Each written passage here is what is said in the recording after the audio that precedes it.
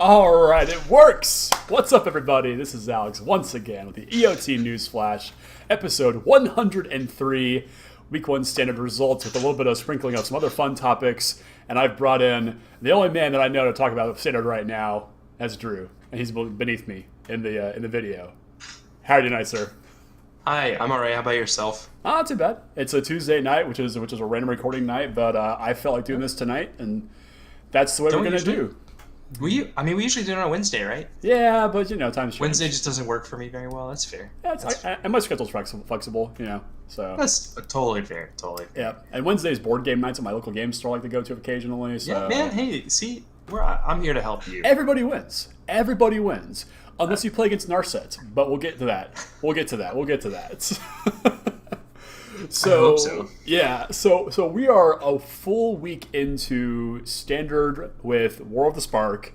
If you pop over to MTG Top 8, you're going to see all kinds of events from the Richmond Open, Richmond Classic, some MTGO Premier events, and a whole bunch of other nonsense. And the format has kind of...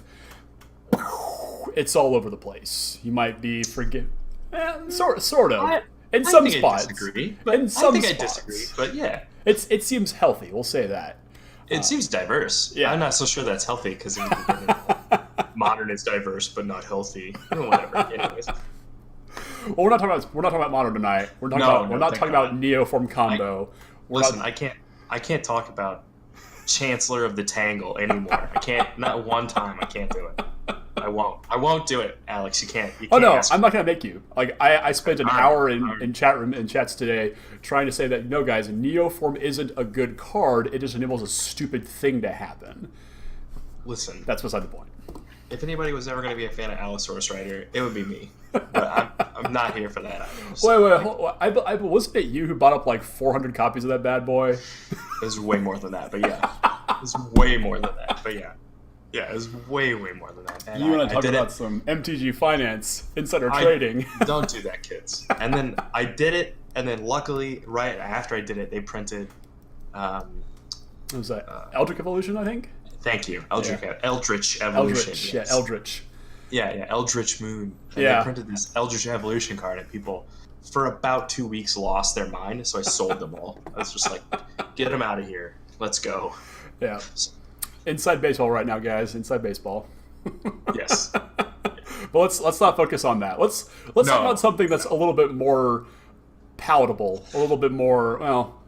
I mean, this is probably also a lot less palatable depending on who you are. But yeah, that's true. So if you like to cast this card, you probably also hate this card. But yeah, absolutely. So before we get into anything even standard or limited related, I want to talk about Narset.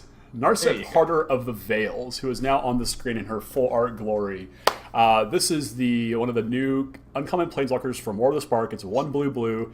I believe it has 5 starting loyalty. For -2, you look at the top 4 cards of your library and get a non-creature, non-land card from it, reveal it, put it in your hand. It's the Search for Escanta ability, but it's the static ability that's really pissing people off. And that is, your opponents cannot draw more than 1 card per turn. Yep, that's the one. So most of these planeswalkers, most of these uncommon ones have like a similar template. Mm-hmm. Like they activate X number of times and then they are left with like 1 loyalty. Yep.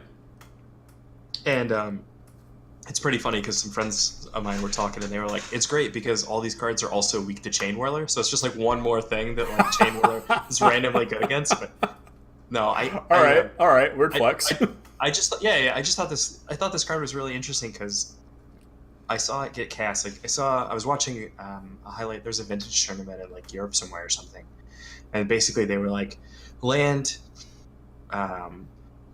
recall Lotus Mox turn 1 Narset go, and then the other guy like literally played his land, and then he just was like tanked for like 30 seconds in the video, and then he just like scooped up all his cards and he was just like he actually just literally couldn't win the game anymore.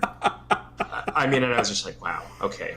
Yeah. I mean, it makes sense. There's not a lot of ways in older formats. Like, in Legacy, it's probably a little easier to remove, but, like, in Vintage, there's, like, no way to kill this thing. They literally don't have a way to kill it most of the time. And then it's blue, so you can discard it to Force a Will. Yeah. Like, it has all these, like, random things that it's, like, it can be cast off a Lotus and, like... Anyways, Yeah. It's really weird. Yeah. It's really weird. And it dodges a lot of what you might be considered to be typical Planeswalker hate in Vintage as well, which, mostly you see a lot of Pithing Needles and Sorcerer Spyglasses. Yeah, I mean... It completely goes around it. That's great. You Pithing Needled it. The but problem you're still is not drawing the cards. static ability. Yeah. The second part of this is like irrelevant. The activated ability on this card is almost irrelevant. Yeah. It's just like a randomly harder to kill enchantment. You know what I mean? Which is super weird, I think. Yeah. And it's been kind of my reaction, and this is kind of an interesting segue here. Having played a little bit of Limited now, I've done a couple drafts. I did a 2-headed giant draft, which was mostly just for funs and shenanigans over the weekend. All of the Planeswalkers' static abilities seem to be the most important part about them. Narset, you can't draw more than one card per turn. Engrath, your creatures have Menace now. Ajani, your creatures have Vigilance. Like these cards are just kind of nuts, and they completely upend the game. Especially with a limited format being they're much harder to interact with. With all of the sealed that you've been doing, Drew, especially on Arena, have you encountered sort of the same thing?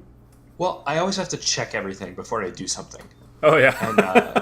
And Ace and I did, Megan and I did a 2-headed giant sealed it at a store here, a local store here, and it was a lot of fun. Like, oh yeah, it was a lot of casuals and a lot of nice people, and everybody was having a good time, and like, this is a lot of fun. But you have to like read like all of them.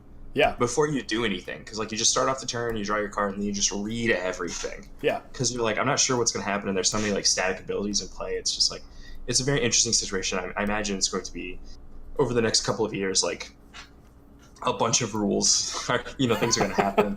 Judges are going to have to get called a million times because there's so many just random effects that get layered on top of each other, especially in Limited. And all I've done is sealed. I haven't done any draft. I know we were talking about that when we made the list for tonight to talk about. But essentially, in terms of sealed decks and sealed formats, I usually prefer Grizzly Bear formats. And I know that's because I like to be aggressive or whatever. But when I say Grizzly Bear format, like I don't always mean like the format has to be super fast. I just mean like formats in which like creatures and Grizzly Bears are like super relevant, because there are lots of formats where like that has been the case, but the formats have been like very slow. Yeah. But this format has a pretty reasonable amount of creature combat, but there are so many rares you just like can't beat. Yeah. I've traditionally hated rare heavy formats, or like formats that are dominated by a couple of different rares that are just like not even remotely beatable. Yeah. I don't think I've ever seen anyone lose, or I've ever lost when I had a Liliana in play. At any point in the game, like regardless of how far behind I was. It's just never happened. I've never seen it happen. So, like there was a game where I had literally no outs, and I had this Spark Harvest in play, or this in my hand, the 1-mana one. And I had a guy in play, and I had like 8 mana, and I literally drew my Liliana, cast my Liliana, killed one of his guys. And you sacrificed my creature and then activated our minus and like wiped his board. Yeah. And I drew a card. Yeah. Like it was, I don't know. That card's not even close to beatable. And then what's the other one? That's just absolutely insane. A lot of the gods I've played against them so far. Yeah. I had a red-green sealed format, like a red-green sealed deck in this format, where I would attack with the red god and I'd put the green god into play. I did that every turn.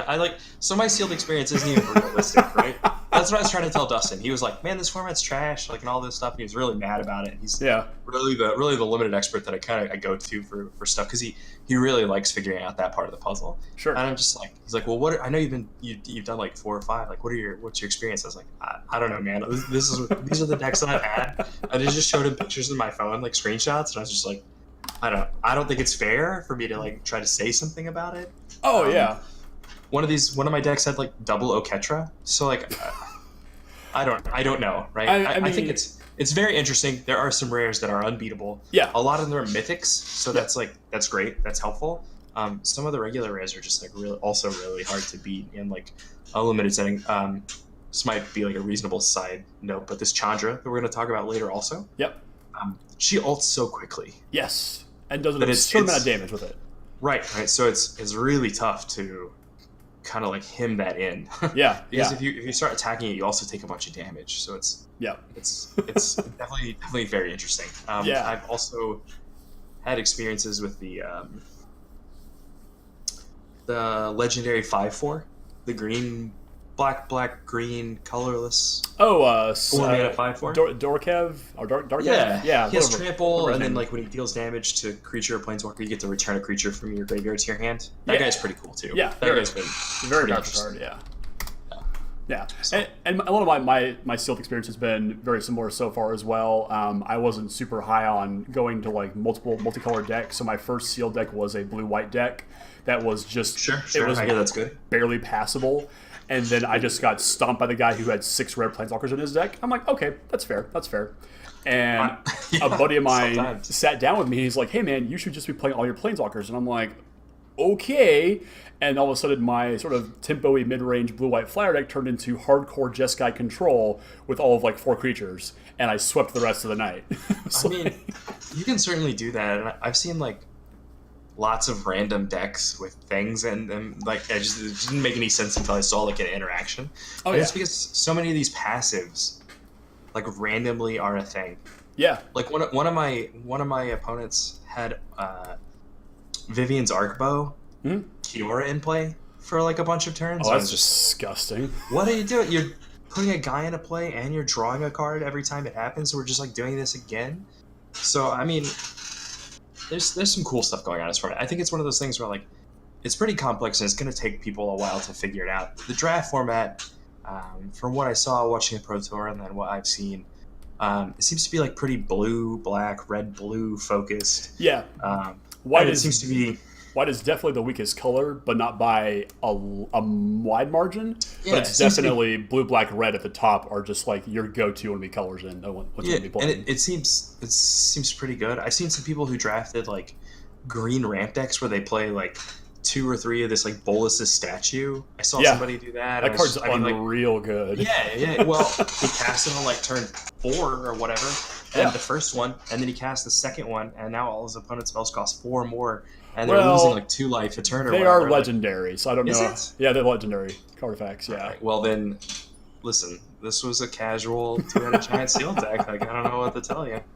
I mean, I've been there. I did a 2-headed giant where I had 2 Tatiovas in play at the same time. That was real fair. Is that legendary too? It is. Okay, all right. Well, got some mad cheats going on in here. But It was a really early Saturday. No one was paying attention, and that's fair. we won the That's game within short order. It was like turn 5 Tatiova, turn 6 Tatiova. Yeah, and I'm I mean, like, I this is imagine, like- awesome. I would also win a bunch of games if I got the cheat. Probably would never lose any magic ever. Yeah, I mean it's neither here nor there, but that's Yeah, fine. no, I so, think it was a super interesting experience. I almost kind of like doing the seal decks. Mhm. I mean, mostly because I get crazy rares, but Yeah. also just interesting to see like all the things that people are trying and then to try that yourself if you have the opportunity. So Oh yeah. I would encourage people to get out there and try it and kind of explore it and see how it goes and try the draft format out. Yeah.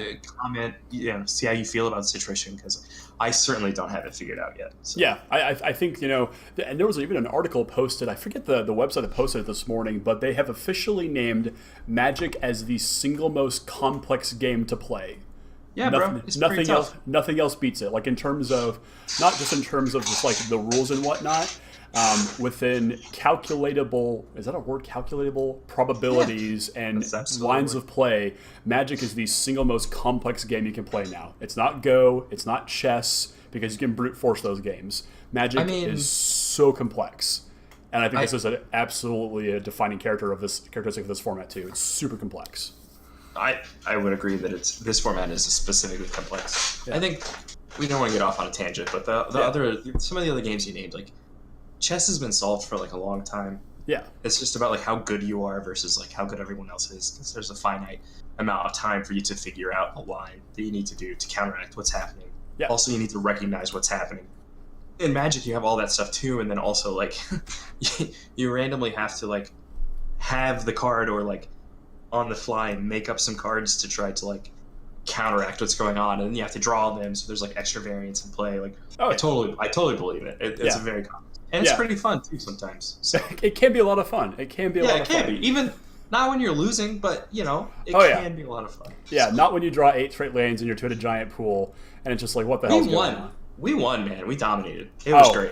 My pool, our draft was great. I played a really sick blue-black Planeswalker deck.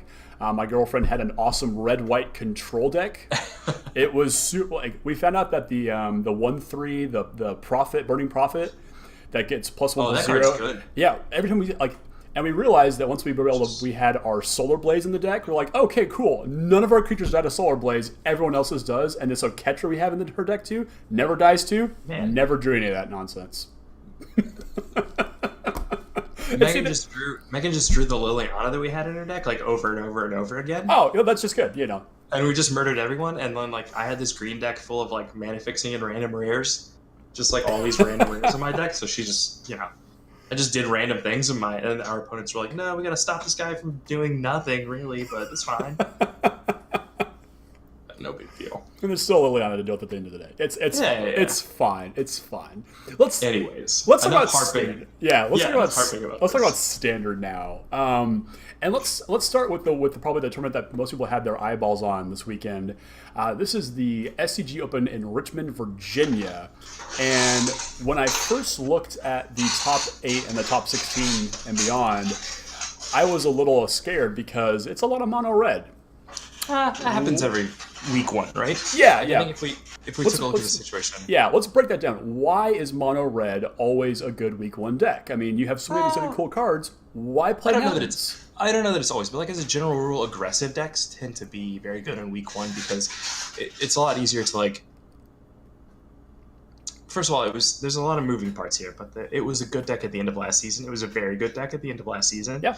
And then it received some interesting toys, and then a lot of the things that people were really hyped about playing, and there was a lot of talk around, also happened to be reasonable matchups. And if you take a look at it, what is this? There are 116 decks on day 2. Is that what it's telling me? Yeah, day 2 is 116 decks. Huge field.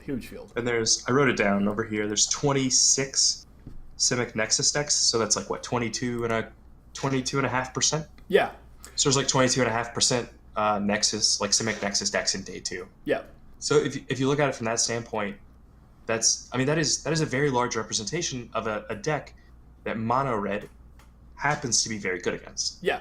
Now, I think probably what happened is in a bunch of people's testings and conversations and talks, they found out the same thing I found out, that the blue-white deck, or the Azorius aggro deck that was also extremely popular towards the end of last season, is not very good against them because of the new land, the Blast Zone land. And also, that deck has a lot of trouble with the whole Tamiyo Fog effect. Yes. That they can now do. So it's just really tough for that particular deck to try to assemble multiple counter spells, in more than one turn in a row to try to make it through 4 fogs. Whereas the mono red decks really only need to deal 10 to 12 damage to you, because that matchup is just a straight race. Yeah. So they don't have to worry, game 1 at least, about blockers and things like that from you. So they only have to deal 10 to 12 damage to you, and then they can finish you off pretty easily with a medium draw.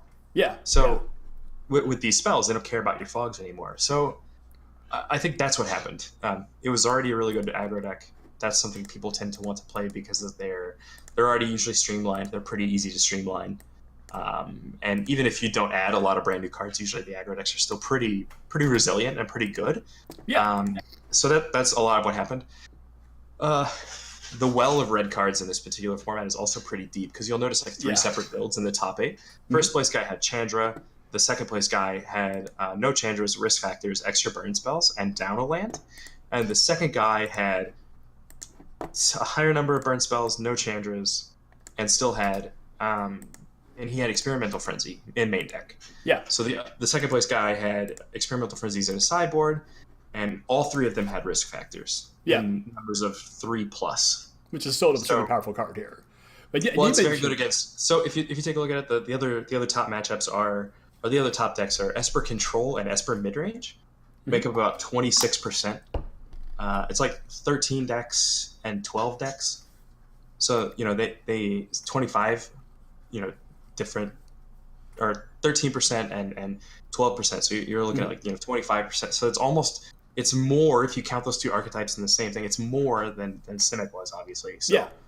I think that's something to keep in mind. The other decks had like a bunch of these green decks had various different numbers and things like that, but it seemed to be really decks of an Esper flavor, Mono Red, and Nexus were the decks. And I think if you knew anything about Standard from the previous format, you probably would not be surprised at all by those results. Definitely, yeah.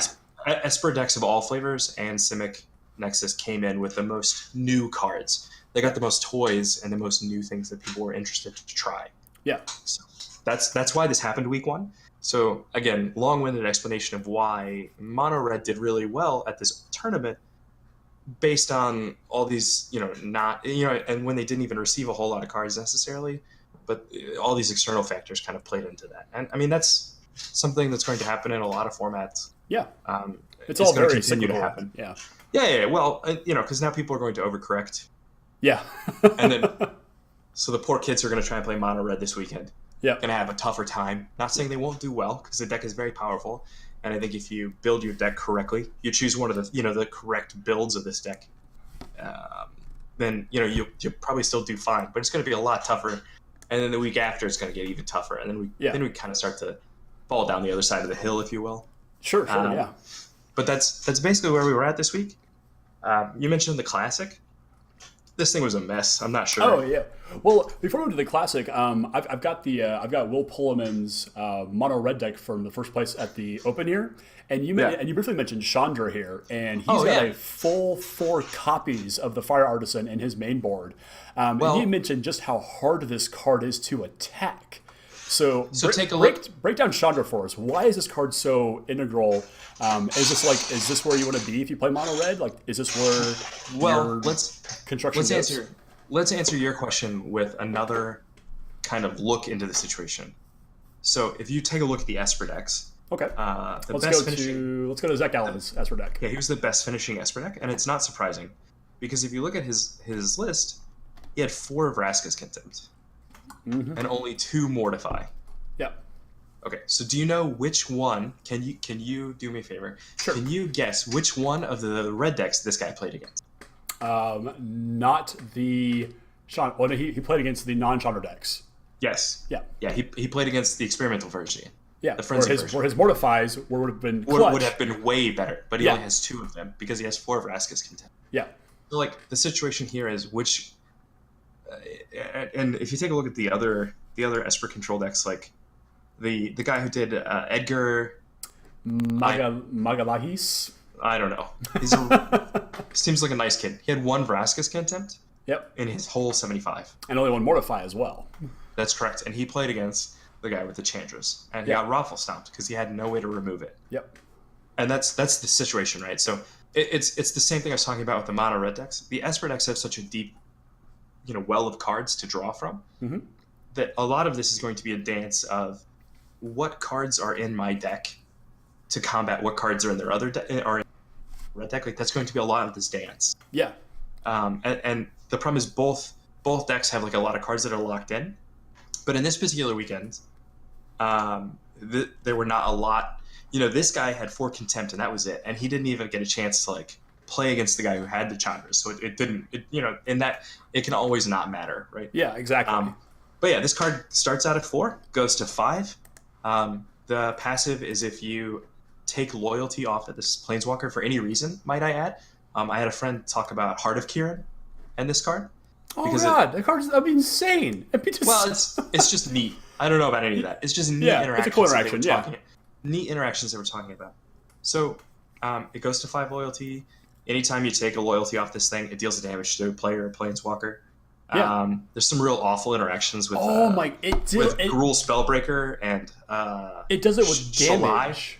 Huh? Sure. I just realized that this thing triggers when you deal damage to it. Yeah. This card is absolutely. I'll be over here minding my own business. So I don't know. Originally, anything. when I saw this thing originally, I thought you could deal damage to creatures too, and I was just like, hold on a second. I bought a bunch of these, and then I realized it doesn't actually do that. So it's like, it's fine. The card's still great. Card's still playable. But, yeah. And then the other cool part about this is it comes in, goes to 5, so it only has to be in play like 2 full cycles. Yeah. Before it ults, which is crazy. And so Yeah. you draw 7 cards, you remove 7 loyalty. So you exile 7 cards. You don't even draw them. You exile 7 cards and you deal them 7 damage. And then in your deck full of burn spells, Yeah. you hope that you fade 7 draw steps essentially, which There's is no not way. likely to happen. Yeah. And it is really just super interesting.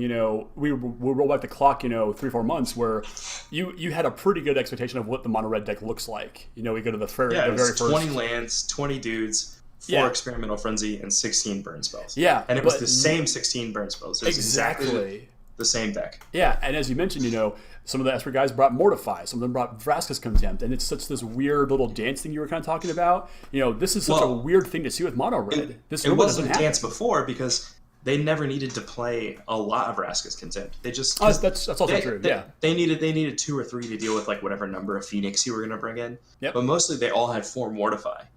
And it got worse when Wilderness Reclamation came on the scene. Yeah. Then you basically then the mono red players kind of had to adapt. Well, this is super interesting because now you get into a situation where let's say you want to start with these risk factors in the main deck. And then you want to play that version. And then in the sideboard games, because Experimental Frenzy is the best card in the mirror by far. Yeah, for sure. And then there are a lot of other matchups where it's also quite good. So then let's say, all right, well, I'm going to do that. And then I'm going to bring in 2 Chandra and 3 Experimental Frenzy. Or 3 Experimental Frenzy and 2 Chandra. Mm-hmm. And then it's like, well, now what are they supposed to do? Hopefully they have, 4 Contempt and 4 Mortify, and they're just deck is set up really poorly. I mean, there's lots of stuff going on here, but now you get to play this game with your sideboard cards. And before they didn't have an option because they really only had 1 powerful 4-drop and then these risk factors. So now they were kind of locked into a specific strategy, whether they want to do main deck and sideboard or sideboard and main deck. Mm-hmm. Now there's an extra wrinkle to it. And I mean, the Esper decks got D-Spark and it's not all like kinds they're of stuff too. Sure, powerless. Sure. Yeah. No. I'm just saying it's a lot easier. There's a very quotable saying amongst a couple of my friends. I'd rather be the hammer than the nail. Yeah. Because basically questions rather than answers. That's another version of the saying. But essentially, it's a lot easier for me to have something that is required for you to have the right answer for than it is to try and have the correct answer for every particular situation. Yeah. So this is just another way the red decks get to do that. But I played this card at FNM. Super competitive, I know. But it was great. It was super great. I really liked the card. I got the ult. I got the ult at 3 or 4 times. Yeah, it was super absurd. sick. Yeah. Love it. So. Yeah. So, and we'll move on to some other decks here in a minute. Moving forward, do you see a point where the mono red decks coalesce into a more sort of defined build, or are we going to continue to see this week to week, Chandra in the main board, risk factor on the side, flipping around and just kind of throwing everyone off their game, or do you see a point where it all kind of comes together? I think a lot of it's going to. It's hard to say, right? I mean, there's going to be a de facto best build. The internet will figure that out. The internet will figure that out for us. Probably tomorrow. Yeah, I mean, absolutely. It's going to take a little longer because we don't have as much Moto data anymore, and they try to and they mask a bunch of the data anyways. But I mean, somebody will grind this to a pulp and they'll share it on Twitter, and that'll be it, right? Yeah. And I know Martin Hughes was playing a deck very similar to this in an arena team, and I think this might actually be where Pulliam. I think this might be where he got his list. Yeah. It was from the Yuza. I think he was playing on a fandom Legends tournament or something. But Martin's a pretty good Magic player. He's known to be a red mage from time to time. And he played something very similar because he was just this card seems really great. And there were no Vraska's Contempts on Arena. Yeah. And so then I started playing it, and I was having a pretty good time. I climbed up a bunch of levels. And then, after this tournament happened, I get back on, I try to play some more games, this thing gets everyone has Vraska's Contempt. Yeah, literally every game. All right, I'm gonna play some Sealed or something. It was But anyways, that's the community moves so quickly. The information is so readily available. It's a bunch of pretty smart kids, for the most part, trying to outdo each other. And that's part of why this game is so complex, right? Because we've really only talked about one matchup, when in reality there's a whole separate matchup that we could spend just as much time talking about, and that's the Nexus matchup. Because there's a whole set of intricacies here with these 2 decks, and now you throw in this Simic Nexus matchup, and now it does makes the Esper deck behave and act in a certain way, which also makes the mono red deck behave and act in a certain way, and then now the mono red deck does something to the Nexus deck, and so forth and so on. Well, let's talk about Simic Nexus here. So I've got this is Tony Norton's. This is his. I believe this is the highest. This is the 9th place guy. I believe so. Yeah. Did he have the what's it called? The well, no, he's 9, Callous 10, 11, Callous 12, Dismissal. This is 13th place here. He has 1 Callous Dismissal in his main board, which is no. He's in 9th place. Is he? Oh, yeah. I'm just counting the number of places that he's down from the top of the list here. Give this man his due. He okay. 9th place, Mr. Tony. I apologize. So Simic Nexus. So this is our wow. Just forgot the name of the card. Nexus of Fate. Wilderness Reclamation. Sort of just gross spirally, foggy deck. It's got Narset. It has Tamiyo. And you mentioned sort of that fogging ability that Tamiyo generates for this deck now. Where do you see this sort of in a metagame place right now? Is this also? This deck is really good, and I have a couple of reasons. I mean, I can tell you what I think happened. So essentially, these mono red players a bunch of these guys are on the leaderboard. Mullen has he's got a GP top 8 and an open win, and now he's these players are all pretty reasonable on the SCG circuit, right? These are known entities, and the Selesnya Tokens player also, and then the Band mid-range player, and I guess I know Rudy. A bunch of these guys these are all known quantities. I think these players are very good. So I think in this particular situation, some of these guys, and I saw a bunch of them play against mono red. So some of these guys got some unfortunate matchups, and they may not have been as prepared for mono red. And someone who had a really solid sideboard plan and a really solid strategy, because all these guys had risk factor, and now that would not have been the case at the end of last season. Yeah. So I think this deck is really great, and one of the things that actually this deck is people are talking about Tamiyo. That card is obviously very important to the deck. Tony's got some weird stuff going on here because he has Blink of an Eye, and he has Callous Dismissal. Yeah. So the biggest thing about this deck was the Callous Dismissal situation, because it has a mass 1, and you loop yourself a bunch of turns through, and you bounce a bunch of their permanents, and then you have like a 5/5 army or something to attack them to death with. Sure. Yeah, so you can shorten the length of the game and not go through. He's so nice. And it really compacts your win condition. Yeah. So it makes the win condition that you have for your deck as just one card that also has a separate utility. Whereas before they were having to run stuff like, I don't know, Hydra, the jellyfish thing. There's no Hydra in this deck, which is really interesting too. No, because the deck doesn't actually want it. Yeah. Because it wants to do its thing. So part of its thing now is it has a very compact, very there's a very small footprint on this deck to have a win condition. Yeah. It's a card they normally would have had anyways. This is a lot of blink effects. He has 2 Blink of an Eye and a Callous Dismissal. That is a lot. Most people do not have that many. Look at some of these other Dylan Hand's list. He has 1 Blink, 1 Callous Dismissal. Brandon Wheeler, 1 Blink, 1 Callous Dismissal. Yeah, that's an extra. So he has an extra one.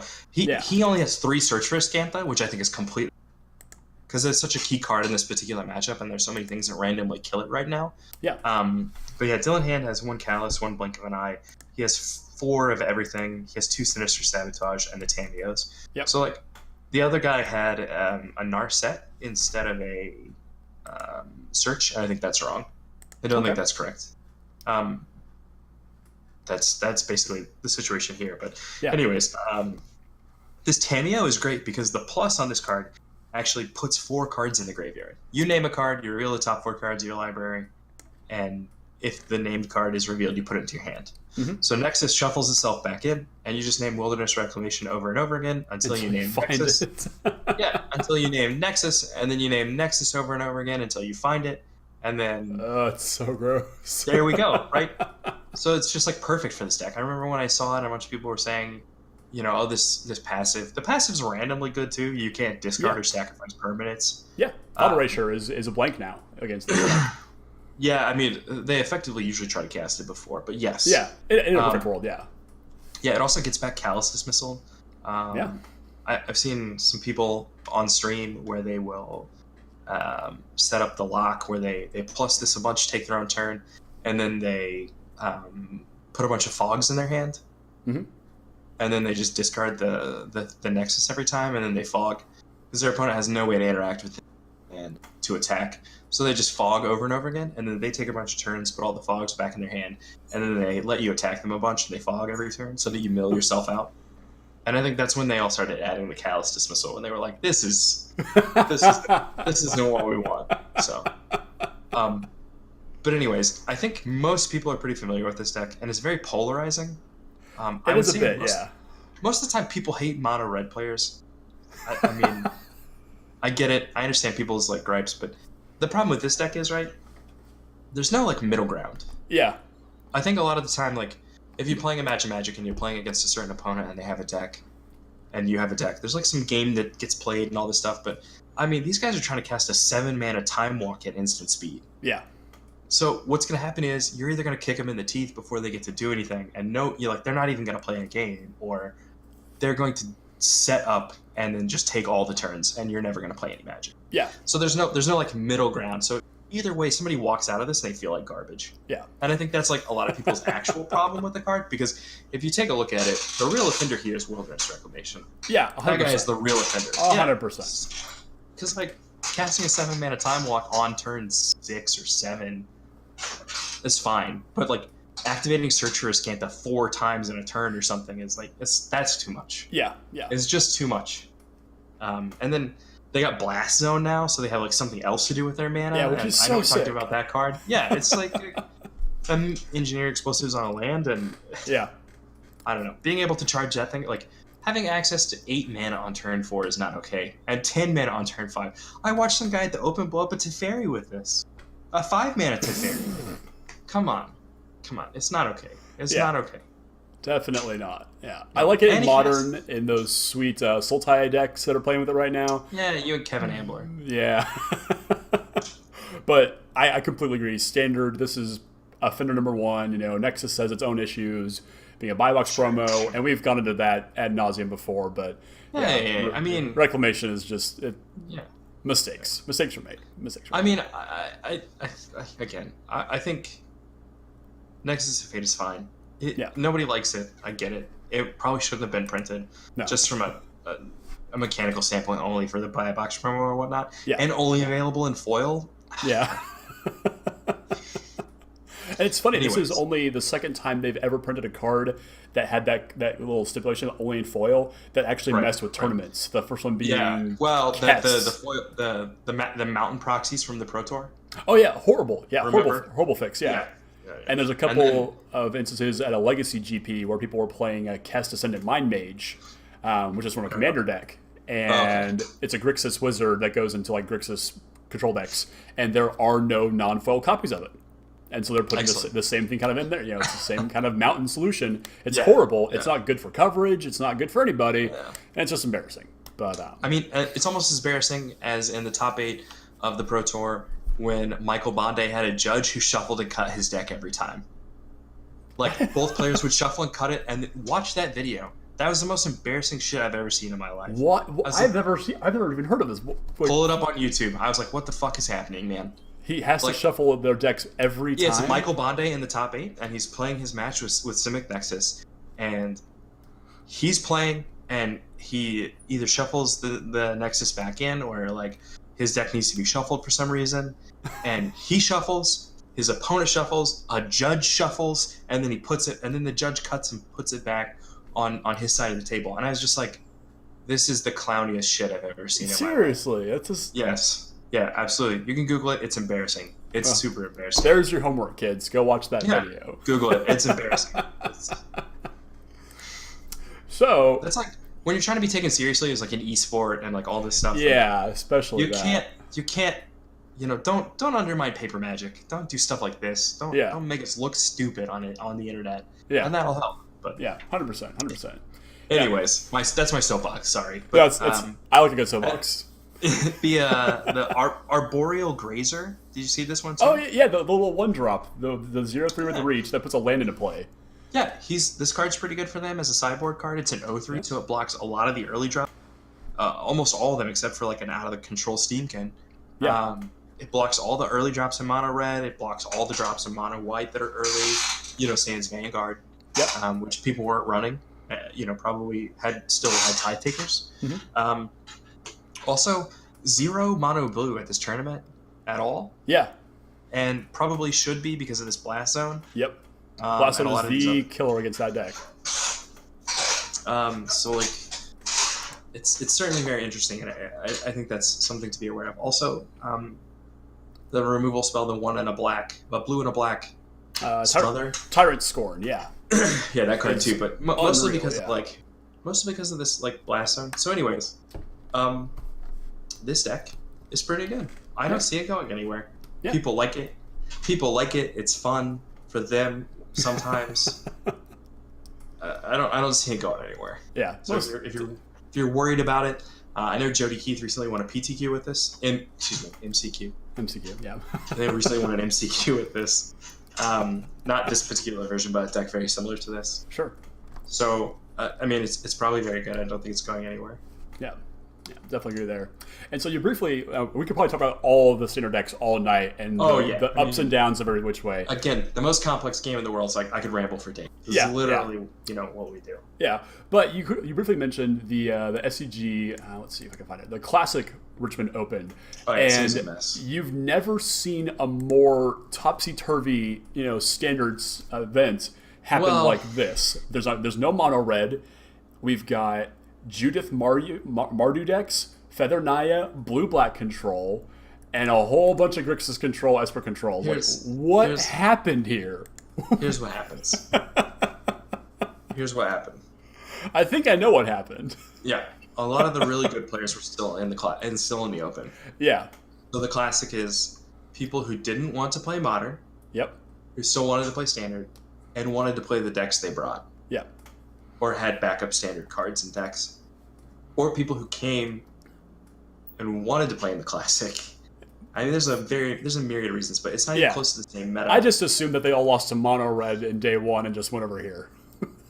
I mean, that's a large portion of it. A large portion of it is that happened to some people. Yeah. And they, some people changed decks and went, but I think going into this weekend, Grixis controls something a lot of people are talking about. Oh yeah. I think it's worse than Esper for a myriad of reasons. No, I agree. Yeah. It's still really cool. It's still a lot of fun to play. These people like this Nicol Bolas Dragon God card, even though it's like real tough on the mana. They really like it. It's pretty absurd what they're trying to do with this bad boy. It's okay. I mean, more power to it. I just don't think the deck is the card that I really try to cast in my decks. Like, give something +3, -3 or whatnot. I had some guy cast this on my Steamkin, and I shocked him, and now my Steamkin was a 7/1. Mistakes were made. He was not pleased at all. But anyways, I mean, I just some of these cards aren't very good, but you're having to play these cards because they're easier on your mana. Yeah, exactly. And there's some cool stuff in here. Like, I mean, you can see Bedevil's in here. Ongrass Rampage is pretty cool. Bedazzle is kind of interesting. I don't know if they're... That's the card you can't cast. That's the one you can't cast. Yeah, I don't know why they're if they're ever going to cast Bedazzle, but... Nah. Nah. I mean, the main draws to this deck, so the main draws are Thought Erasure. Yep. Enter the God Eternals. Cry the Carnarian. That's about Does it sound like another deck you think of? Esper Control? Yeah, man. Anyways, classics are always really weird. The overcorrection starts almost immediately. So a lot of these guys are like, I'm not losing any of these. I'm gonna put all this stuff in my deck, and that's where I'm gonna be. I mean, a lot of it happens there. Yeah. And then Bant Nexus. Let's see, where's the Bant Nexus? I've got Nexus. It's the second place list. Oh, Nexus Reclamation. Okay, yeah. MTG Top 8 occasionally has some weird names for their decks. No, it's okay. Because this guy also didn't want to lose to Mono Red, so he's got like the Revitalize stuff in the deck, and like there's just just can't. Game 3 draw card. Yeah, it's playable spells. Sure. God Eternal Kefnet in the sideboard to really get nuts with those Nexus of Fates. Yeah, man. People like that card. People like it. Yeah, it like just seems nuts. I know we have like Teferi Time Raveler, who is apparently the truth in modern control decks right now, and I gotta go buy some like tomorrow. Or I don't yesterday? I don't know. I don't know about anything about that. I can tell you that if you take a look, this Azurius aggro deck does not have any. The one in the classic. Mm-hmm. Let's see. Where is it? The Gavin Wen's deck? Yes. Okay, so they have it listed. This man correctly deduced that you needed to cut Snapborn Sentry from your deck. That was correct. Very smart man. Good job. Yeah. Yes. He, however, put Gideon Blackblade in his deck and not this Teferi. Apparently, a deck very similar to this that overloaded on even more 1-drops and had 4 main deck Teferi Time Raveler. Won the PTQ in Houston, MCQ. Won the MCQ in Houston. So, like, and I've seen it a bunch on Arena. They'll, like, play this Teferi, and they'll bounce around History of Benalia before it goes off, and they'll, like, replay it, make 2 more nights. There's all kinds of, like, random stuff that's going on. It's really good against Nexus of Fate because it prevents them from, like, playing stuff at instant speed. Yeah, so they can't use their Wilderness Reclamation mana. They have to play fair, basically. Yeah. They have to do a regular ramp deck. And, but yeah, I mean, apparently that card is really good. Yeah, there was a guy in the Modern Classic who I think placed 9th with blue-white control, who was rocking not only it's all pretty normal, but until you get to this blue-white control list, which has no cryptic commands. It's maxing out on, well, maybe not maxing, but it's got Jace, both Teferis, Teferi Mage of Zalfir as a 2 of, and then 4 of Knowledge Pool the main board. Tell me what Knowledge Pool does. So that's the 6-drop artifact that if you would cast a spell, you exile it into Knowledge Pool, and then it pulls out another spell or something like that. But because of the way that Teferi Time Whenever a player casts a spell from this from his or her hand, that player exiles it. If the player does, he or she may cast another non-land card exiled with Knowledge Pool without paying that card's mana cost. Yeah, so because of the way that Teferi, Mage of Zalfir, and Time Raveler are worded, it prevents the second spell from being cast, so it locks them out of the game completely. It's cute. Each opponent may cast spells only anytime they could cast a sorcery. Until your next turn, you may cast first spells anyways. So then this guy's creature cards. Flash. Each opponent can cast spells only anytime he or she could cast a sorcery. What? So how does this... I don't understand. So because of the way that Knowledge Pool works, the first spell goes in, the second spell comes out, but since it's being cast at what is, at that point, instant speed, no longer sorcery speed, the spell is actually can't be cast anymore. Oh. And it hard locks the game out completely for your opponent. This costs 6 mana. It's 6 mana, and he had to play 4 of them in this deck. Like, the man had a mission, and I think he's brave. He's brave as hell. Like, he's no cryptics. He's playing Absorb's main board. He's playing Dovin's Veto. Like, it's a mess of a deck, but I love the man. I hope he's stunning on him. I hope so. Oh, look. The Peoples are still champions. Oh, get this Thalia out of here. It's gross. Oh yeah. Humans was still definitely the deck for that weekend. You know, modern is still in a very healthy place, I think. You know, is it Phoenix and stuff? Anyways, we're not talking about this. Yeah, that's next week. No. So I mean, a lot of the differences between the classic and the open have to do. There's a lot of different things at work. Some of it's a natural evolution of what happened. You know, they know that the mono red decks and the Nexus decks and stuff like that are doing really well in the tournament, so they're gonna like try to overreact to the situation. For people who brought cards, some people brought a deck, didn't like the deck, got a deck list from someone else. Played that deck. There's just a lot of reasons the results from classics are they're a fifth the size, so they're just a lot less reliable. Usually slightly less competitive tournaments, which is great. A lot of people get in, new players, stuff like that. But that's essentially what's going on. So I take a look at the results, but I don't quite take them to heart nearly as because there were more people on day 2 than there were in the classic. So. Yeah, most definitely true. And we won't go into too much depth of it right here, but there's another link that you shared. It's from the Hareruya.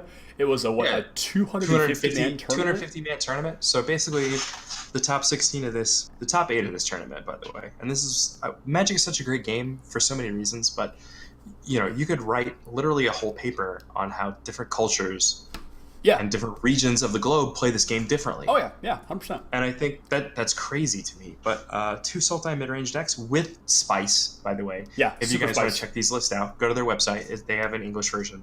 There's lots of Spice. There's a Gruul aggro deck, which noticeably did very poorly in Richmond. I think partially because it wasn't constructed the same way. A lot of those guys tried to go super heavy on the Planeswalkers. I just don't think Sarkhan's a Magic card. Yeah. And then there's Simic Nexus, Esper Control, Simic Nexus, Esper Midrange, which is very control-y, except for there's like 12 creatures in it. Bunch of creatures, yeah. And a mono red list, very, very similar, 20, all the risk factors main deck. Yep. And then the top 16, the rest of the top 16 is a Sultai midrange deck, more Spice, and Is It Phoenix deck, another Gruul deck, very similar to the other one. Is It Expansion Combo? That's a deck people thought would be really good. It might still be. That's the Ral Zarek Opt. Yeah. Expansion Exposing combo deck. Yep. Yeah, another Sultai, a Jeskai midrange, a Teamer midrange. Yeah, what is this Jeskai deck doing here? Oh boy. Oh, don't let me look at this right now. I mean, we're gonna go on a trip. Just don't. Just don't. It's fine. So we'll just put this picture of the green black lady from Orspark, Sorkev, what's her name? Yeah, we'll just put that up there, and it's fine. It's fine. I think this may have been a thing, and the thing that naturally preys on like mono red decks are like 4 of Hydroid Krasis, 4 Wild Growth Walker, 8 Explore creatures. Like this is just these decks have some different spells and things going on in the main deck to try to prevent these Nexus decks and these Esper decks from preying on them. But Wild Growth Walker is pretty good against decks that are trying to like attack your life total. Oh yeah. So that's something to think about. So and the white decks that were traditionally pretty, there was a very close matchup for them. And I actually think if you pretend that things were exactly the way they are now, but instead of having stupid Snubhorn Century, we had this this guy that taps. Oh, the new 1-drop. Yeah. Taps 2 CMC or higher. Yeah. Yeah, Law Mage. I think the white deck actually would have been favored slightly. Yeah, because Gideon's Lawkeeper was a playable Magic card when it was in Standard. Very good card. That was before my time, but it was a 1 mana 1/1 that you paid 1 and tapped it to tap the creature. Okay, well there you go. Yeah, slightly more restrictive on the cost, but tapped anything. Yeah, and they would have had that and Takali Honor Guard, and they still have that. That's just. And anyways, so there's lots of tournaments to look at. There's a lot of data, so I'm sure somebody will sit down and Patrick Chapin has an article out today. I'm sure he covers. Like all of the stats on everything, like on exact numbers and stuff like that. Yeah, and we'll probably get a typical Channel Fireball from, I forget who does these, but they're these horrible monstrosity of these like overlapping charts with like percentages. They mostly do them for like GPs and stuff, but they're the most discombobulated jumbles of information I've ever seen. They're just like Venn diagrams or what? It's not like it's like you've got decks at the top of the column of the row, and then decks on the side. So it's kind of like a grid, and then it starts the matchups are different colors. Yeah, it's really weird and very hard to read. Based on percentage. Yeah, it's a mess, but we're not here to critique data sets. This game's complex. Another thing you'll notice while we're talking about it, all of these new cards specifically, all the mono red decks had Tibalt. Yeah, Tybalt's showing up in Standard for first time ever. It's great to see. All the Nexus decks had Tameo. Yep. All the Esper decks had Enter the God Eternals. Yep. Like there's just all kinds of really cool, sweet new cards that just made it into basically every archetype. Yeah. Which is what you like about a set. Like that's a good thing to have happen in a Standard set release. Is like you have new cards in all the decks. Yeah. Obviously, all the decks. We can't have not a ton all of them. Got turned on their head. Yeah. Yeah, nothing got, and I like that there wasn't like anything new, like except for like maybe like the Ral Zarek combo deck. Nothing was like this unknown quantity. If you sat down against your opponent, they played their first land, you had a general idea what you were going to be playing against.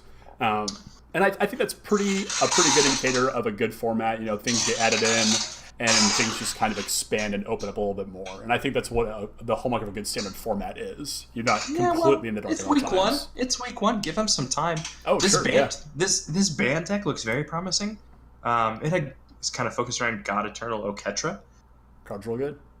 I've heard it's really good. I mean, I've gotten beat by it a bunch of times. The tokens have vigilance. I don't know why, but they. Yeah.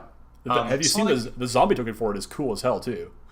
I haven't seen it, but I'll take a look. But Yep. I mean, it just makes tokens with vigilance. Why? Why is that vigilance? But anyways, Who knows? it's sweet. It's real sweet. There's lots of cool stuff going on here. This may be why people were kind of turned off Sultai, is because the white cards maybe just seem to be better. Yeah. So I don't know. Yeah, it's figure going to be a really interesting couple of weeks when we start to see what happens to this format. And we'll definitely be diving into more of it, I'm sure, here. We're going on an hour here, and I know we could go for probably at least another 3. And so, I mean, I literally talk about this stuff all the time. That's what we do as Magic players, is obsess over tiny details. But exactly, yeah. Essentially, like you can sum it up this way, right? I think the set was great. The set release was great. We kind of briefly talked about the limited format. I'm not really sure. It seems okay. It seems real rare heavy. I don't personally like that. Some people really do. Yeah. The standard format is still great. Yep. These cards added to, which is what we talked about, adding to and not taking away and not making things worse. Yeah, making things obsolete. Yeah. Yeah, except for mono blue. Well, I mean, I'm not sure it's gone forever, right? It might have to adapt. Like, it was a very meta call deck anyways. Yeah, that's for sure. Yeah. I'm not sure it's gone forever. It might be back. I just think Blast Zone is kind of tough, but lots of things got added, and it didn't warp a format or anything. And I think, especially over the past couple of years, with some of the stuff that happened, not all their fault. Kind of some of it beyond their control because they were listening to us, which is never good. Don't listen to the players. Yeah, no, we're ridiculous. Every time a set comes out and it adds to the format and it doesn't warp or destroy or take away most of the fun things about the format, that's a good thing. I think we're surprised by that. I am every time it happens over the last couple of sets, and I think that's great. So I think it was really important for all 3 Ravnica sets to go off kind of without a hitch, and I think, at least so far, the jury's still obviously way out, but at least so far it's been pretty great. Yeah, speaking of things like bans and things like that, but that's way far flung in the future. That I mean, I don't think anything needs to get banned. No, probably not. I think people just need to calm down. People need to, well, your words, not mine. Yeah, people need to relax. Yeah, most definitely. So let's wrap it up tonight. Drew, if you had to go play in an MCQ, an open, a classic, you sit down, you shuffle up, what's in your deck box? Probably this band deck. Okay. Let's get I'd have to play it, but it seems like where we're looking. Are we on Hararuya? Let's see. No. It's the one from the open. Just open Harlan Fryer's list. Harlan. Okay, Bandag. Fearer. Excuse me. Paradon. So we got some Frilled Mystics. We got Oketras, Growth Temple Guardian. Jesus, this deck looks hot. Wow. It's got Shalai's.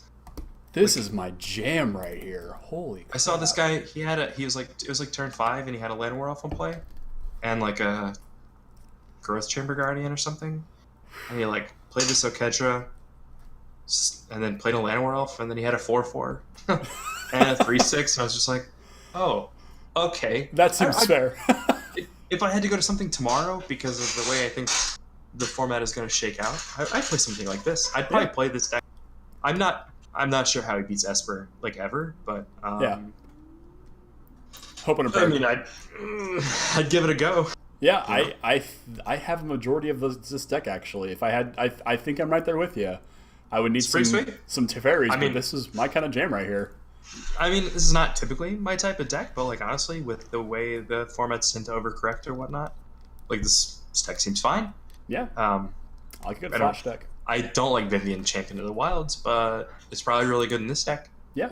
So I'd probably play this. I'd be pretty happy about it. Yeah. If I got to wait another 2 weeks, I'd probably play Mono Red. Yeah. This is the essence of this this podcast this evening. Is things are cyclical. Yeah, so. Everything changes. Ask us again in a week. Ask us again in an hour. Yeah, well, some guy on Twitter breaks it or something. It's like, oh, okay. Yeah, this might all be completely invalid information tomorrow. Just be okay with that. It doesn't usually change that fast unless somebody does something insanely absurd. But yeah, I also think I really like the Nexus decks. Also, I think a well-built Nexus deck and a solid sideboard plan. I think you have to have a plan for Mono Red and these aggressive decks because they're not going to stop.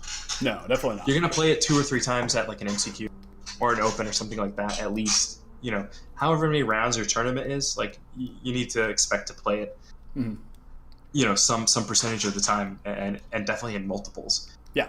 So I mean, whatever the plan because clearly, I don't mean this in a negative way, but like a lot of these guys are pretty reasonable players. I don't know Tony Norton. I've never heard of him, but like I know Nick Shirillo. He's an avid SEG grinder, and Brandon Wheeler and Dylan Ham are pretty avid SEG grinders. Yep. So like these guys had a plan. I know they did. They like that's really all you need to succeed.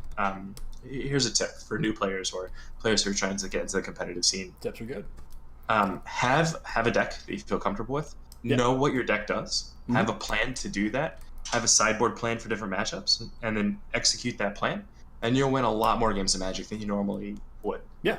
Like having a sideboard strategy and sideboarding correctly, and knowing how this matchup is supposed to play out, will increase your win percentage, like especially at the beginning, astronomically. Yeah.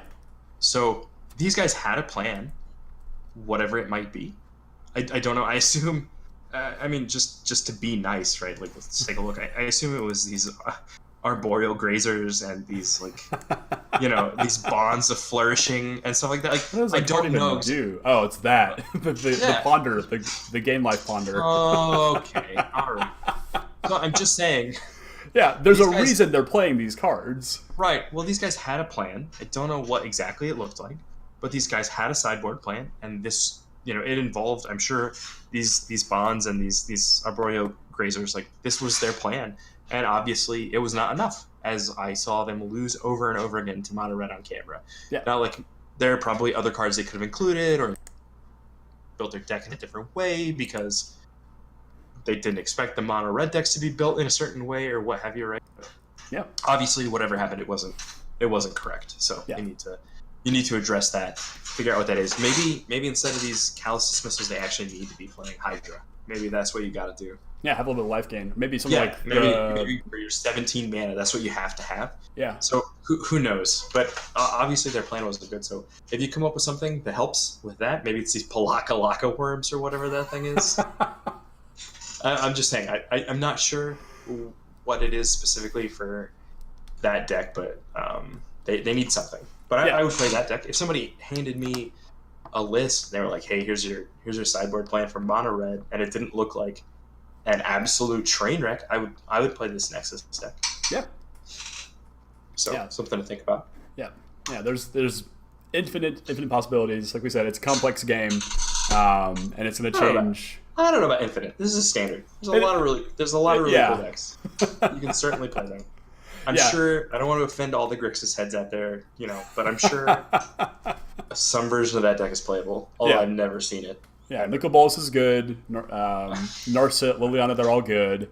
It's just, are they? You know, where do they fit in the big wheel that just keeps going around and around and around? I mean, sometimes decks don't fit into that wheel, so that's very true. And that's part of the problem for those decks. Yeah, that's why they're tend to be viewed as a lower tier or what have you.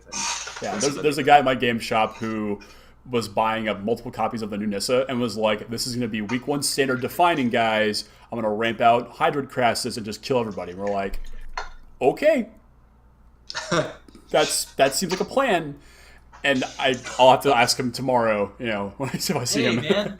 what his investment really paid off for him. So what his ROI was, if you will. Sean and I tinkered around with the idea of this red-green deck that played 4 main deck Experimental Frenzy and 4 of the Dinosaur, the 5/5 that let you play. You play with the top card revealed. You get to play an extra land every turn. Oh yeah.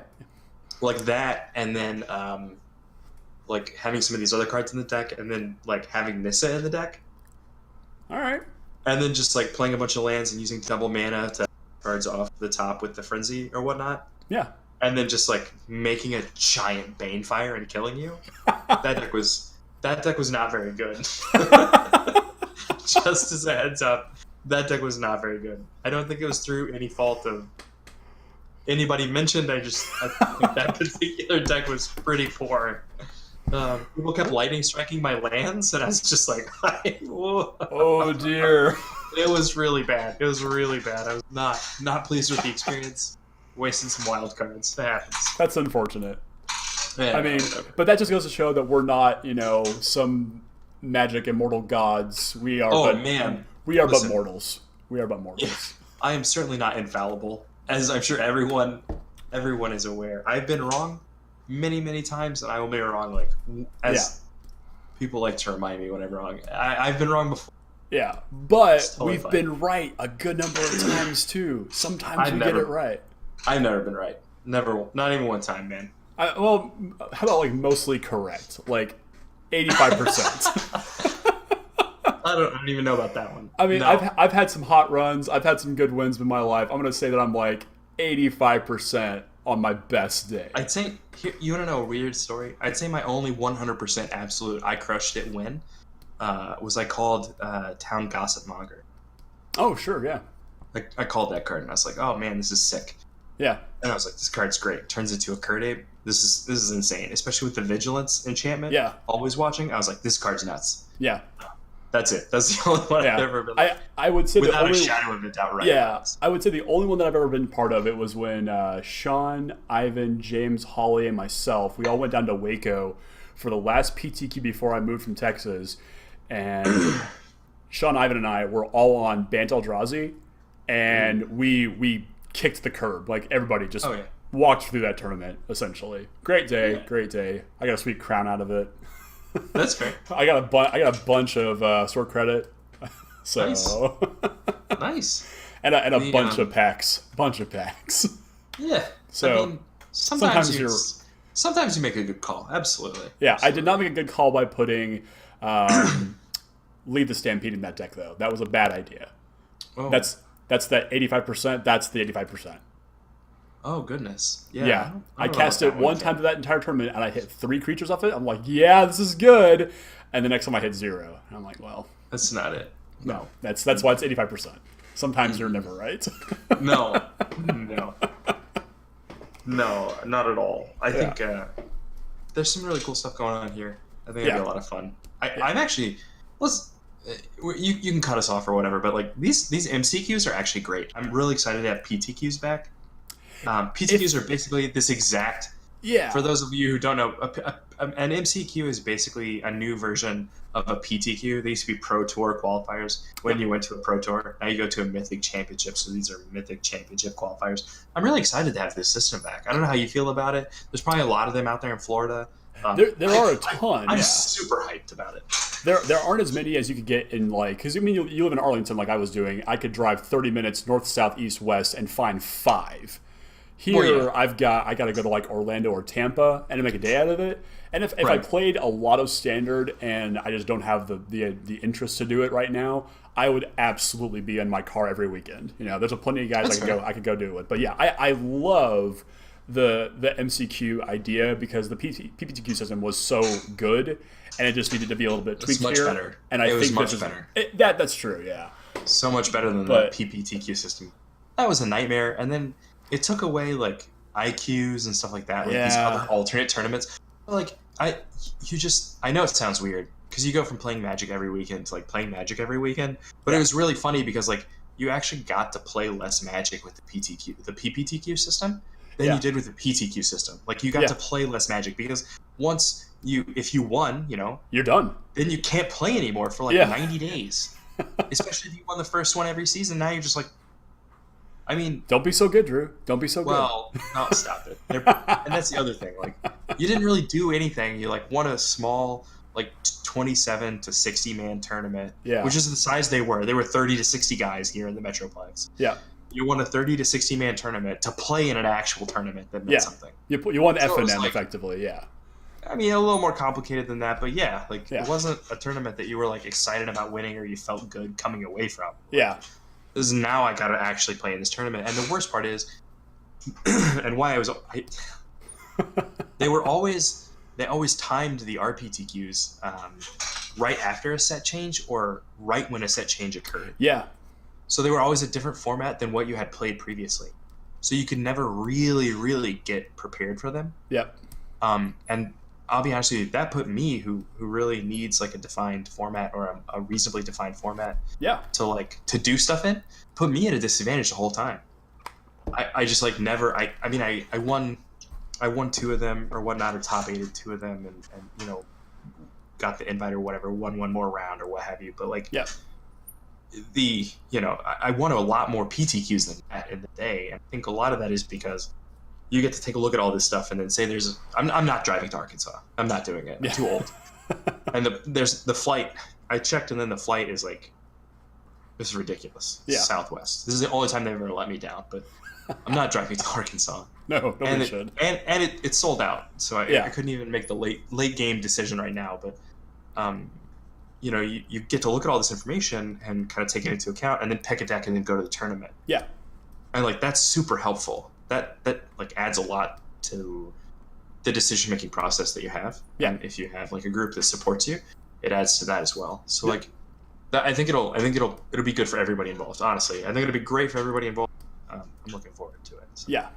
If once we get to like a modern season for these, if that is are you excited about that? I'm already excited about that. It hasn't even happened. I know. I'm gonna be back. I don't even know we're gonna do it. I don't know. I don't even know if it's gonna happen. Excited. I'm gonna have to buy a bunch of cards. Like I'm gonna need a bunch of. I mean, I think I got. Listen. There's a bunch of decks I want to try out.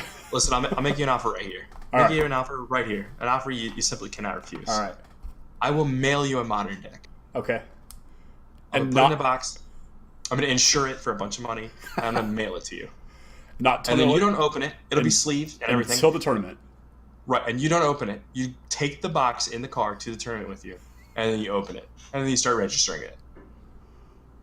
Okay, all right. Mm-hmm. I mean, it's only going to be like one of 4 decks from me, and I think you could probably figure it out. They're all pretty competitive, so like, it's not going to be some elves or something, even though it's a fine deck. A lot of people love elves. Shout out to our Woodland brothers. I'm just saying, like, it's only going to be a couple different decks. So. Yeah, Burn, Affinity. Let's see, Infect maybe. I don't think that deck's good anymore. No, it's not. I'm just trying to think. I have an additional copy of Humans, so like, you can put that in the wheel. Okay, you can put that in the wheel. Yeah, absolutely. As much as I despise playing against humans, I might enjoy playing with them. We'll see. I mean, I like casting Supreme Verdict against human players a whole lot. Listen, the deck's pretty good. I don't know. The deck's pretty good. I'm not gonna say it's not, but that's just how I like to play Modern. I like to cast Cryptic Command and stuff. Jace the Mind Sculptor is my life. I sleep with mine under my pillow.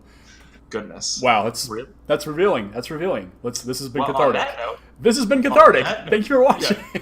On that note, goodness, man's an animal. You gotta do what you gotta do. But yeah. So yeah, big thank you to Drew for coming hang out tonight. Man. And it's always a pleasure. Thanks for having me on. Listen. Yeah. Standard tournament and how a tournament cycle works and basically mono red good week 1, not so great week after a little better, week after that's great. Yeah. That's it. That's how that works. Also like it also never works that way. So it never exactly. Something to keep in mind. Yeah. Drew's always a great source to pick his brain about anything tournament related. Don't at me. No, I'm not going to at you. I'm just saying that you are a wellspring of information. That if you are ever in the presence of him, you should probably sit down and listen. Oh man, that's all I'm going to say. I didn't come prepared for the flattery. I didn't even have any drinks. You didn't even buy me dinner. That's all I'm going to say. Whenever you get like you, Drew, Dustin, and Hal, everybody else in the room, I tend to just sit there and I just listen because you're always going to learn something. This man and the flattery, folks. If you two want to be flattered, come on the show. Volunteer. Come on the show. Be flattered by Alex Lynch. Yeah. That's all I got to say. It's great. I feel great right now. There you go. I'm here to make your day better. That's all I'm trying to do. I'll take it. All right. So next week, there's going to be more to talk about. I imagine we're getting super close to Modern Horizons spoilers in the next couple of weeks. What? Yeah. Man. End of the month. Super excited. We're gonna do. I know that Drew's not big into Commander, but I've got my guys. We're gonna do another Commander in the Dungeon episode. We're gonna do a War of the Spark Commander sort of breakdown. What cards are good for the format? What cards are bad? There's a lot of cool things I got moving parts right now and a bunch of guys who are like, I need to be on it, Alex. I'm like, all right. The line starts over there, and all you gotta do is at me. Please at him. Right quick. So the standard open this next weekend. No. The weekend after? Wait, is there an open this week? This weekend. There's not an open this weekend. Okay. That's super weird. Why isn't there an open? So the following weekend, the weekend of the 18th. The weekend. Well, I was gonna make a deal, but since it's the 18th, it's a little less different. It's a little less predictable. I was gonna say I would bet that there would be this would be the top 8 or whatnot, but it's 2 weeks away, so it's a little different. Okay. I'll be at a PT. The 18th will be my first PTQ back. Hey. Nice. Well, maybe we'll get Drew back on to give us a report. Yeah. And how many mountains he registered? I'll take some notes down. I mean, it won't be more than 19. I can tell you that. That's a good number to start with, I think. It's not bad. No, but I'm excited about Modern Horizons spoilers too, man. That is actually super high. I usually buy a single box of Magic Sealed product a year, and it's usually one that costs far too much money, and I'm happy to buy this box. Like, I need to see if the cards spoilers have already been pretty sweet. I'm just so excited. I hope they reprints. Because they said they were only doing 10 reprints, and they would be cards that would open archetypes or create new archetypes. Yeah. So the bar was like really high. So I haven't been this excited about a Magic set in like a long time. Yeah, neither have I. Normally I'm just like, whatever. We'll get these cards. There'll be red cards. There'll be green cards. There'll be white cards. Whatever. Yeah. Like blue cards, black cards. Like, it's fine. But I'm really excited about this one because it's like, oh well, like what else are we gonna get? Yeah. Can I get a Chain Lightning one time? Like, it's I mean, it's just an example. It's the only card I can think of. Right. It's like. Cards they're gonna reprint or like what's gonna happen. Like maybe I was talking with somebody and I was like, listen, I know it's not likely to happen, it's an exaggeration, but what do you think happens to the community if like all right, you wake up 2 weeks from now. Yep. When they start doing spoilers, or 3 weeks from now they start doing spoilers. Yeah. And you get a shower, you brush your teeth, you put on your clothes, and you get in your car and you start driving, you take out your cell phone, you start looking at spoilers while you're driving to work. Like you're not supposed to do. Yeah, let's not advocate bad ideas. Yeah, and then the first spoiler that you see, like pretend the first spoiler that you see is Wasteland. Like now what? Followed by Force of Will, and I have a heart attack. I mean, it doesn't even have to be crazy. Like just pretend Force of Will is just like too much. Okay, because it probably is. So Wasteland. But it's like, yeah, I mean, because it's slightly more realistic. But like, it's Wasteland. Now what? That's super cool. Yeah. Yeah, the whole format's different. Yeah. Literally, the whole format's changed. So literally, the first weekend in June, Modern will cease to exist as you know it now. I mean, fine. Obviously, as you know it now, but I'm just saying, there are lots of situations in which like they could print something and it'd just be like, oh, this is super sweet. Yeah. But, a fixed Wasteland, like a slightly better Tectonic Edge, whatever. Fielder, all this stuff. Like, there's so many cards they could print that would just be like, this is insane. This is great. And I think the power level on a lot of the cards, because it doesn't have to go through standard, is obviously going to be higher. Oh, infinitely. I was just saying, what if? Like, what if they just print something that is just super cool? Yeah. So. And if you're curious, what my thoughts on Modern Horizons are, I did a couple of videos where I did the cards that I do want to see, and the cards that I don't want to see. So go and check out. I don't want to see any of the cards I just named. So yeah, neither do I. I don't want to see Force. I don't want to see Wasteland. But no. The list of things I do want to see, I mean, it's a little biased. It's a lot of blue cards, but it's fine. It's fine. Baleful Strix is on that list by chance. Yeah. Man, that card's pretty good too. The card's real good. See, there's so many good cards. Check it out. Check out Alex's other shows. Yeah. So, before we run into our hour and a half, because we're getting close, thank you for hanging out with us the entire time. If you have, comment down below. What a champion you are, by the way. What a champion. If you do first in your comments, I will like it, and I will comment back that I appreciate you. Yeah. And then you can @ Drew later. Yeah. I mean, if you need to or whatever, but... Only if you need to. Don't make a habit out of it. Let's once a month. I gotta feed this dog anyways. Yeah. He's So over here looking at me. we're gonna wrap it up for tonight. Again, big shout out to Drew with the wellspring of information. It's a pleasure. Thanks for letting me ramble. Yeah, always pleasure to have you on. Don't forget to like, share, and subscribe to the video. Stay tuned for more nonsense next week. Who knows what's going to happen? Probably something tomorrow's going to make me regret recording tonight. We could record it tomorrow and have more to talk about, as if we already didn't. But that is the nature of Magic. You're always a day early or a day behind, and that's just how things happen. So, big thanks for watching, everybody. Have a great night. We'll see you all next time.